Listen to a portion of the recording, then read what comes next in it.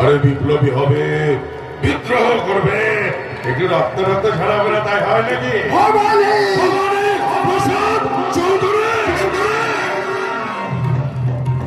এই দুর্গেশ্বর গ্রামে আমার কথাই শেষ কথা।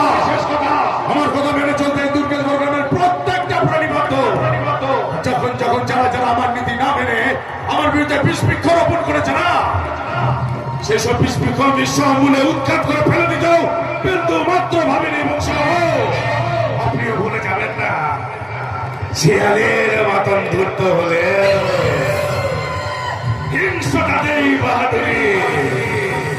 শকুনের চোখে ভাগার দেখে আমি ভবানী প্রসাদ চৌধুরী।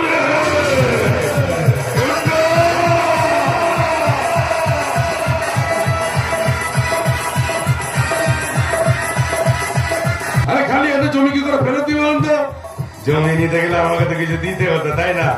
আরে রোহিণী মালিকা তো আমাকে দেওয়ার মতো কিছু নেই, খালি এর ওই তুচ্ছ প্রার্থীও ছাড়া। সেটাই আমি টক করে তুলে নিলাম। এবার একটু বসি, হ্যাঁ বসি। এই যা জমি তৈরি তাকে দিয়ে দিন, আমাকে কেন দিচ্ছে?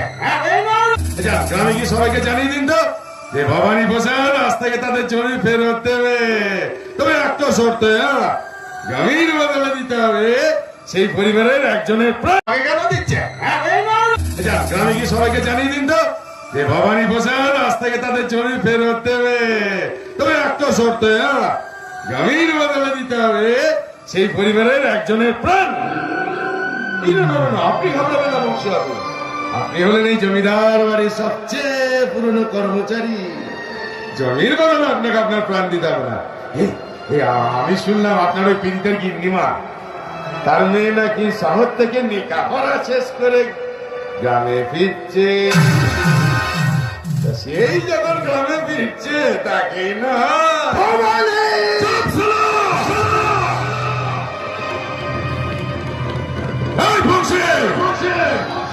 আজকের পর থেকে তুই বা তোর পরিবারের কেউ যদি আমার বিরুদ্ধে বিদ্রোহ করার চেষ্টা করেছিস না, তাহলে তোর এই পীড়িতের গিন্নিমার মেয়েকে এই দুর্গেশ্বর গ্রামের সামনে আমি কি করবো জানিস?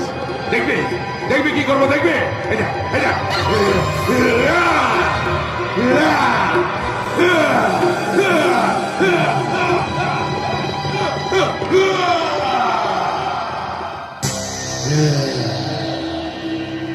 শিয়ালের মতন ধূর্ত হলে হিংসতাতেই বাহাদুরি।